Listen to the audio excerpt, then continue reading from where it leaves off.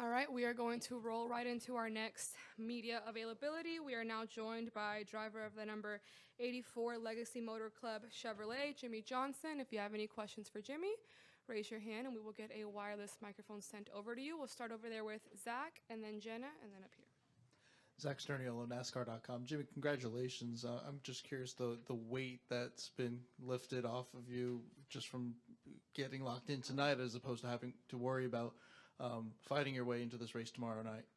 Yeah, thank you. It is a huge relief. I came down here for my rookie season when the 48 team was just started up, and we had to get in through qualifying, and that was a very stressful moment. So I've kind of fallen back on that experience, although it was 20-something years ago now.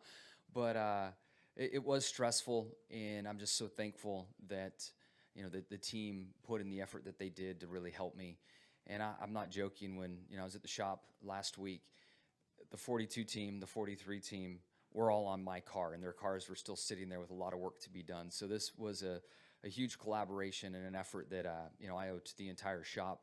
Todd Gordon did a fantastic job of leading these guys, but the 42 and 43 teams really played a crucial role in our car being prepared fast enough to get in today. All right, Jenna? Jimmie, was that weird? Like, did it feel like the Indy 500 qualifying? Like you've never, since your rookie year, really hadn't had to experience anything like that in a stock car. Yeah, there's a different feeling knowing there's something, something bad can happen. You might not be in the race.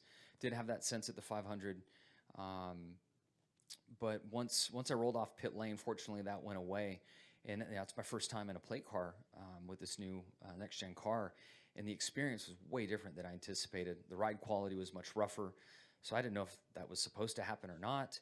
And then when I pulled it into fifth gear, which was weird to go to fifth gear, the drag of the vehicle, the RPM dropped really far, and I didn't know that was normal. So the entire lap I made around, I thought something was potentially wrong with the car. RPM was really low, it didn't feel very fast, and then once I crossed the finish line, I heard we had a good lap. So it was stressful out there, more stressful than I intended it to be. So I was going to ask you, I was watching you on the screen with another driver, and it looked like your car was bouncing, and the other driver said, oh, he's not even going to be able to finish a lap. So you did think there was something wrong? Or, yeah. I mean, I did not expect it to bounce like that. Okay. Yeah. It was just porpoising like a Mercedes? Yeah.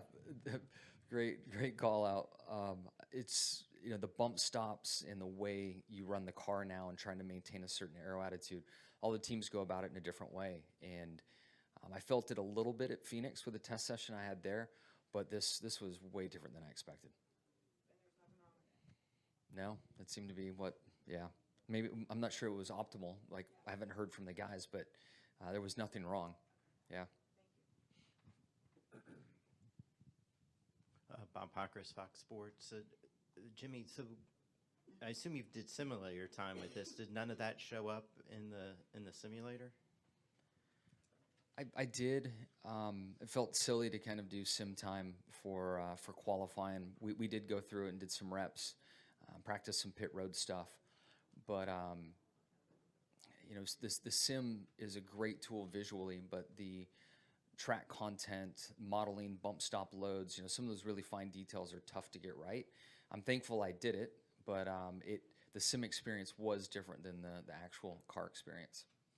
And so when you finished your lap, did you think there's no way you're making the Daytona 500? I did.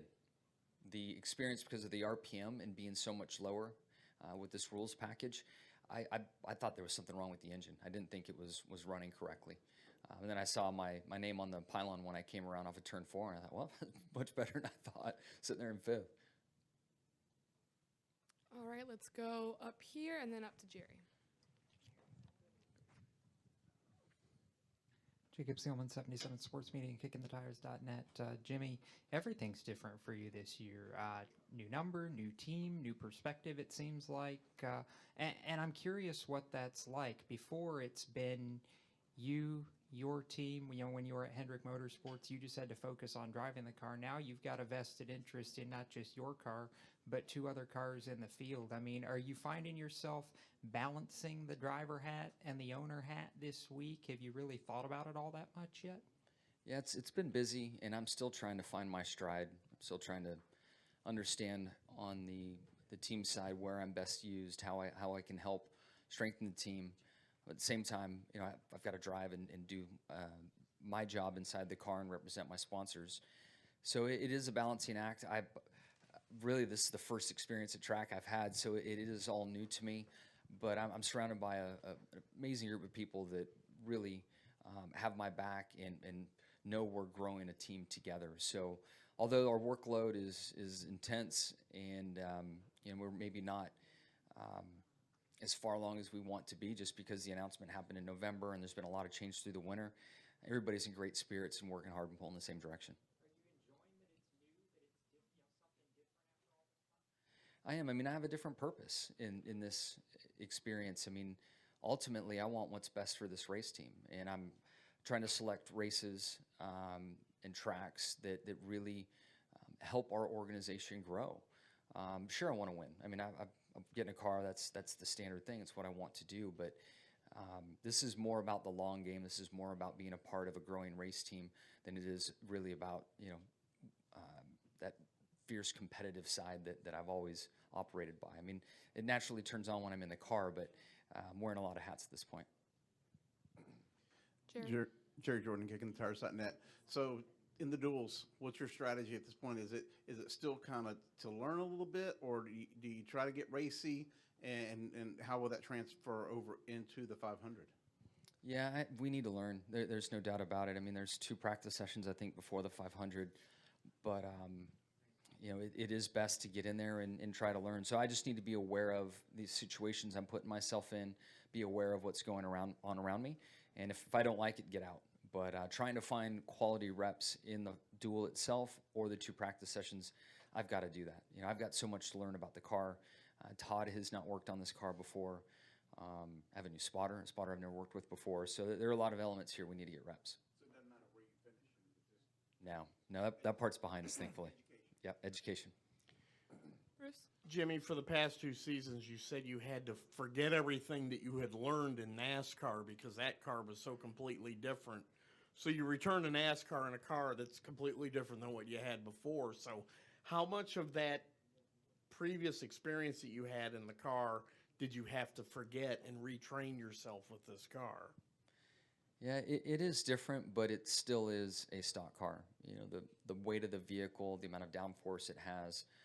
I think within 4 or 5 laps at Phoenix in the new driver test, I was on pace and felt back at home and had the big heavy car sliding around and moving around all the queuing that I'm so used to. So yes, it is different, but it's way more familiar than what I had in 2 years driving Indy cars. And what you were able to do tonight, even though it was a rough ride, and you said that you didn't know whether the car was performing the way it should, did this go better than you had hoped? I didn't know what to expect, honestly. I mean, I really didn't. To be the fastest of the non-chartered cars, to be in the middle of the pack, in the situation we're in and how late this program got off the ground, I'm really happy with where we landed. It was just about making the race, and I'm so thankful I don't have to race through the duels. So, we definitely hit our marks. Are there any final questions for Jimmie? All right. Thank you for your time. Good Thanks, luck everybody. this weekend.